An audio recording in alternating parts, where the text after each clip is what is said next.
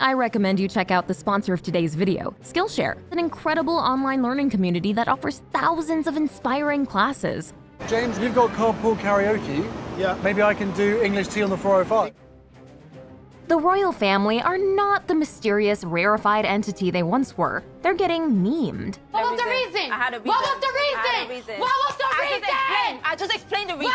Will and Grace producer Gary Janetti's viral Instagram memes of a sassy Prince George have become a full-fledged HBO Max series, The Prince. Prince Harry and Meghan Markle's Oprah interview has led to dozens of memes imagining the royal family's reaction. I just want to talk to him. Why do you have a shotgun? I just want to talk to him. This comedic satirical lens is also coming through in historical fiction retellings of past royals, like Hamilton's petulant and bratty King George III, and Six's pop star version of Harry VIII's wives. Divorced, beheaded, died. The overall effect of memeing the royals is to demystify the monarchy, making them feel like any other 21st century celebrity. Some have been intensely critical of the disrespect this process involves, or worry about the mystery and gravitas that the monarchy has lost. But it's that very loss that's helping the royals to evolve into an entity which a younger generation can relate to. Here's our take on the meme-ification of the royal family and how it might be the thing that helps the monarchy survive. Bye, Felicia.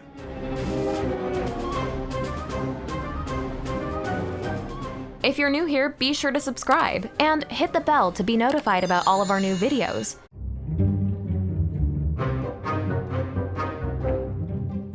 Our contemporary understanding of a meme is typically, as the person who coined the term, Richard Dawkins, told Wired, when anybody talks about something going viral on the internet. Similar to how we understand knock-knock jokes as a template or form of joke that can be filled in with different specifics. It could be something like a tune that you whistle, and somebody else picks up the tune and whistles it again, and then it spreads like an epidemic. But the term meme originated as a broader idea in 1976 when Dawkins wrote in The Selfish Gene, memes, discrete units of knowledge, gossip, jokes, and so on, are to culture what genes are to life. Just as biological evolution is driven by the survival of the fittest genes in the gene pool, cultural evolution may be driven by the most successful memes. So we can see in these origins a deeper link between getting meme-ified and maintaining broad cultural relevance. By the early 2010s, we were seeing the personalities of royals captured and distilled for the public into a digestible meme format.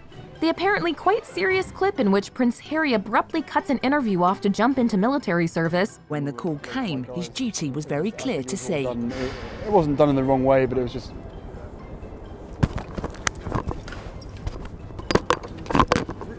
became a way to express Harry's perceived playfulness when we saw him running because his favorite song gets dropped.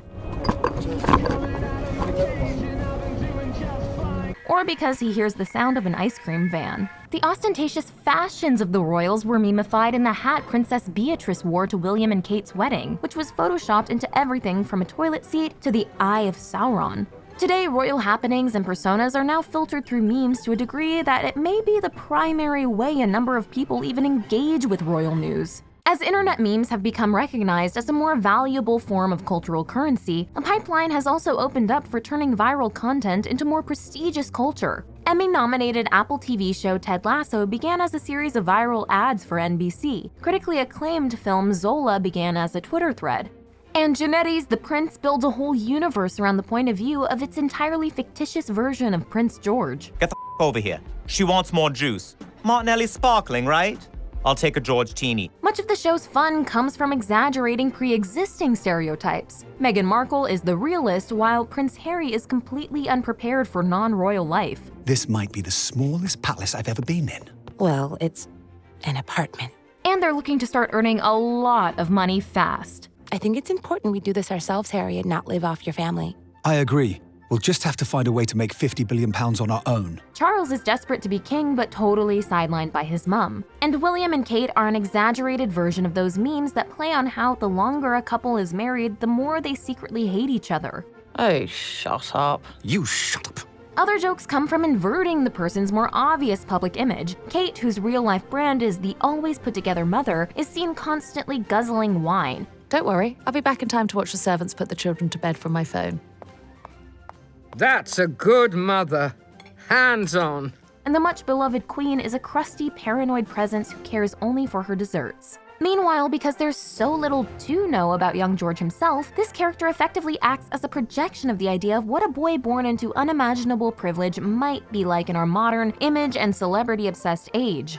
The characteristics ascribed to Britain's future king include an obsession with having Kelly Ripa as an Instagram follower, petty sibling rivalry. I'm excited for your playdate. Did you get an invite? No. Well, I would get a little less excited then. Contempt for Meghan Markle's acting career, I would have thought she'd have at least popped up in a tampon commercial by now. and particularity about his Starbucks order. He's also undeniably queer-coded, something Jannetty has joked about and not everyone has been happy about. Royal correspondent Omid Scobie criticized the meme-ification of Prince George as creepy and borderline bullying, and a significant amount of backlash has centered around the idea that Prince George is simply too young to be a vehicle for parody, because children should be off-limits. Creating a parody to poke fun at an 8-year-old is not funny.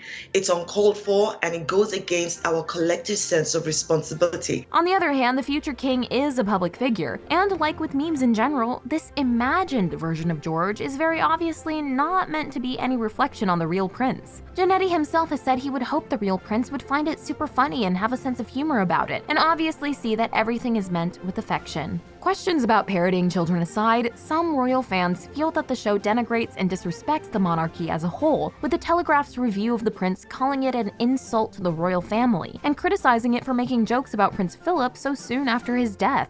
I really thought I plugged him in last night. Well, you didn't, and now he's dead. They're going to notice. Notice what? He's a sock puppet. So there's a clear tension in our culture as to where to draw the line and what is the appropriate way to satirize the monarchy. In practice, though, criticism can do little to stop the tide of royal meme-ification that's more broadly in full swing, with a number of other satirical takes on the royals like British puppet show Spitting Image, or Channel 4's parody of The Crown, The Windsors. Then there's the people. We'd have to be popular as a couple.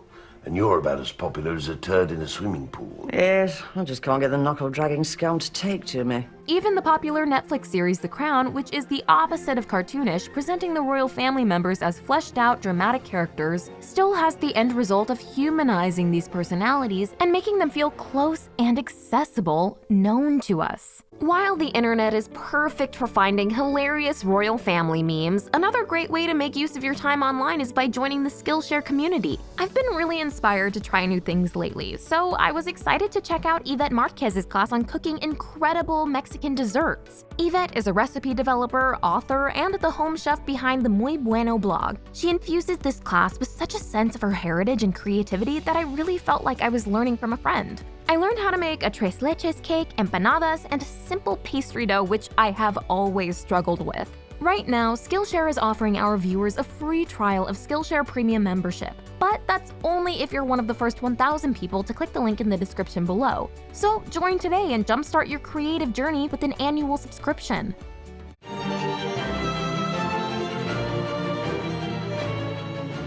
Most of our understanding of royal history comes from storytelling and popular culture. The 1933 film The Private Life of Henry VIII, starring Charles Laughton, is credited with creating the modern image of Henry VIII. And much earlier, Shakespeare defined public understanding of the British monarchies with portrayals that shape our memories of past rulers to this day. Shakespeare was sponsored by the monarchy, so some have argued that his work can be read as royal propaganda. And since The Bard, stories have often had a tendency to reinforce the sentiment that the royal family are central to British identity and should be revered for the sacrifices they endure in doing their sacred duty. Do you ever feel like a chess piece yourself? In a game being played against your will? Do you? Constantly. One of the effects of meme-ification is to challenge this tone of reverence and simultaneously rewrite royal history to become more digestible and relatable for a contemporary audience. In Hamilton, the style of the music King George sings is at odds with the rest of the show's hip-hop score. And in that contrast, there's an implicit critique of the monarchy as stuffy or out of touch with the more innovative, dynamic, revolutionary music being created by America's new founding fathers. Past examples like the ones of George IV and Queen Elizabeth in classic BBC sitcom Blackadder have also humorously mocked the royals as spoiled. I'm completely bored with explorers, and if you haven't brought me any presents, I'm going to have you executed. But more than ever, with our era's focus on income inequality, the monarchy's pomp and circumstance has a tangible absurdity and out-of-placeness that immediately lends itself to meme-ification. Memes have also been a part of revisiting more recent royal history. After The Crown Season 4 helped rekindle the conversation about Princess Diana, memes stepped in to re-examine how Diana was mistreated by the royal family.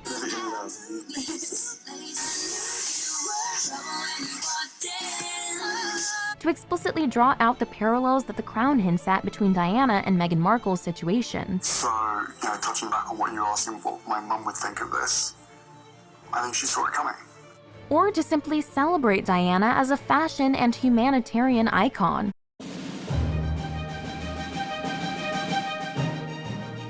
The newer generation of royals are embracing the meme-ification effect and actively rebranding the family to feel more relevant to the 21st century. Whereas previously there was an air of mystery around the royals, now the younger royals appear to publicly cultivate a specific kind of image in the same way that regular celebrities do. Have you seen anything good on TV? It's hell without EastEnders. Isn't it? They tell me Tiger King is rather good. Yes, I tend to avoid shows about royalty. So Prince William appears on the Peter Crouch podcast to have a pint and talk about football. Kate Middleton gives her first in-depth interview to the Happy Mum, Happy Baby podcast, rather than an official royal correspondent. And Prince Harry, who now has even more freedom to define his own image after leaving royal duties, appears on The Late Show with James Corden, visits the house from the Fresh Prince of Bel-Air. It's good enough for the Fresh Prince. It's good enough for a real prince. And cheekily launches into King George's song while attending a performance of Hamilton in London. You say...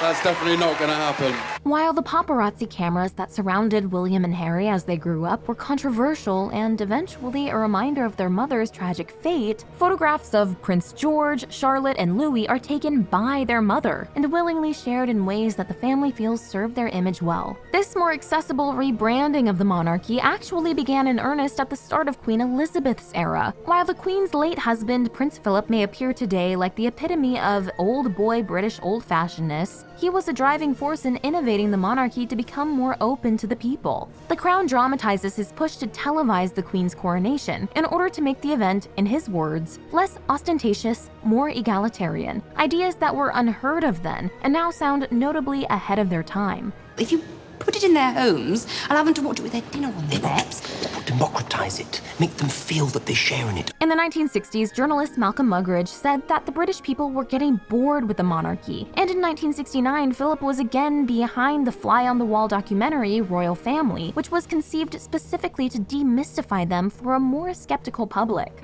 The salad is ready. Good. This is who she isn't. In the 80s and 90s, Diana arguably did the most of any royal to demystify the family, largely through her charismatic openness as a person. Well, there were 3 of us in this marriage, so it was a bit crowded. Today, while the Queen still has more of an air of mystery than the young royals, she too has increasingly participated in this 21st century rebranding over the years. Her sketch with Prince Harry to promote the Invictus Games showed a side to her people had perhaps not seen before. Careful what you wish for. Boom. Oh, really? Please. Boom. And 4 years prior, her involvement with the London 2012 opening ceremony felt like a sea change in terms of how her image gets used. By playing opposite James Bond, she seemed to endorse how the monarchy is used in pop culture. Good evening, Mr. Bond. Good evening, Your Majesty. But this demystification of the royals also opens them up to criticism. Royal memes can sometimes be a way of expressing blunt, harshly negative sentiments about family members, like after Harry and Meghan's interview with Oprah Winfrey spilled the tea on the inner workings of the monarchy, or when revelations of Prince Andrew's relationship with Jeffrey Epstein brought existing distrust of the monarchy to the surface. Let me in there with that lying little scumbag. Excuse me. Even the death of Prince Philip was met with a number of jokes, with the meme "things that would kill Prince Philip" being widely used in the lead-up to his passing. Memeing can be dangerous to the monarchy's sense of gravitas. The strongest piece of armor in the monarchy's arsenal is its sense of mystery, from which derives its air of majesty. That 60s royal family documentary received backlash in its time for not understanding that the public wanted their royals to be inaccessible and out of this world. The smoke and the mirrors, the mystery and the protocol, it is there to keep us alive. And famously, when 2 newspapers published photos of Charles and Diana on a holiday in the Bahamas in 1982, Queen Elizabeth called it the blackest day in the history of British journalism. But trying to rebrand to remain relevant then, the monarchy are undoubtedly losing some of their royal sparkle. And without that, what are they? Today, the monarchy's continued significance is being questioned. A poll in 2021 found that 41% of British people aged 18 to 24 wanted an elected head of state, nearly double the amount who said the same 2 years before. And it's not just the monarchy, but British identity that's in a state of upheaval. The fallout from Brexit has seen an idea of Britishness co-opted by the right, while a growing historical revisionism is rethinking the hero worship of totemic British figures like Winston Churchill. The meme-ification of the royal family is part of all this upheaval. It's an attempt to interrogate the institution, and also to redefine it, in much the same way that Prince Philip felt it was necessary in the 50s and 60s. I'm not going to let your coronation be like this. You're a young woman, symbol of a new era. In a fast-changing, modern world. The difference is that now the power is largely in the hands of the audience. And so, if the monarchy is to remain relevant and evolve, they'll be forced to follow our lead. I was just telling Her Majesty here that she has got to start watching The Crown. This is The Take on your favorite movies, shows, and pop culture. Thanks for watching, and don't forget to subscribe.